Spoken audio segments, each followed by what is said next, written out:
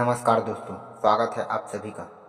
भगवान कार्तिकेय, जिन्हें स्कंद, मुरुगन, शक्तिधर, कुमार स्वामी आदि नामों से जाना जाता है, हिंदू धर्म में युद्ध के देवता माने जाते हैं।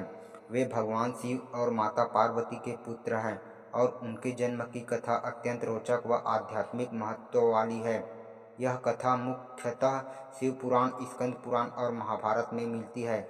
नीचे विस्तार से हम बताएंगे। बहुत समय पहले असुरों का एक बहुत ही बलशाली राजा हुआ करता था, तारकासुर। उसने कठिन तपस्या करके ब्रह्मा जी से वर प्राप्त कर लिया कि केवल शिव का पुत्र ही उसे मार सकता है।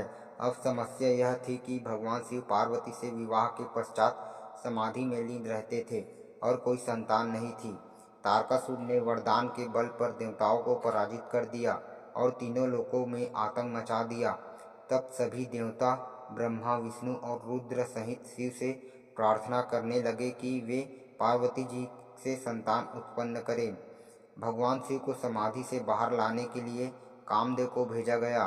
कामदेव ने पार्वती जी के सहयोग से बसंत ऋतु का उपयोग करते हुए शिव को प्रेम में आकर्षित करने का प्रयास किया, लेकिन भगवान शिव ने क्रोधित होकर अपनी तीसरी आंख से कामदेव को भस्म कर दिया।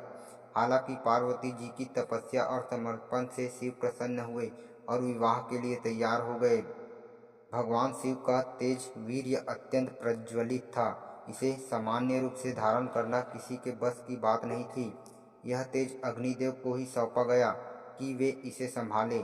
अग्निदेव इस तेज को लेकर चल पड़े और उसे सरवन सरोवाला वन नामक एक सरोवर में छोड़ दिया, जिसे गंगा नदी ने अपने जल से पवित्र किया।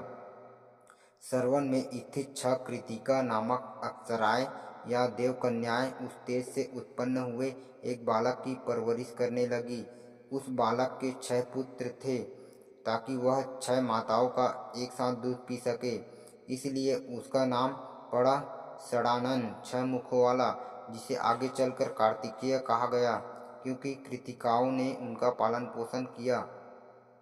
बड़े होकर कार्तिकेय ने देवताओं की सेनाओं का नेतृत्व किया और भयंकर युद्ध में तारकासुर का वध किया।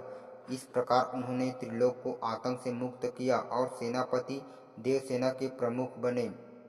दक्षिण भारत में भगवान कार्तिकेय को मुरुगन, शुभ्रकुमार या शक्तिधर कहा जाता है। उनका अत्यधिक पूजन होता है। उत्तर भारत में इनकी पूजा स्कंद षष्ठी या कुमार षष्ठी को की जाती है। इनके वाहन का नाम मयूर, मोर और उनका अस्त्र है शक्ति, भाला जैसा शस्त्र। तो दोस्तों, ये थी भगवान कार्तिकेय की जन्म की कथा।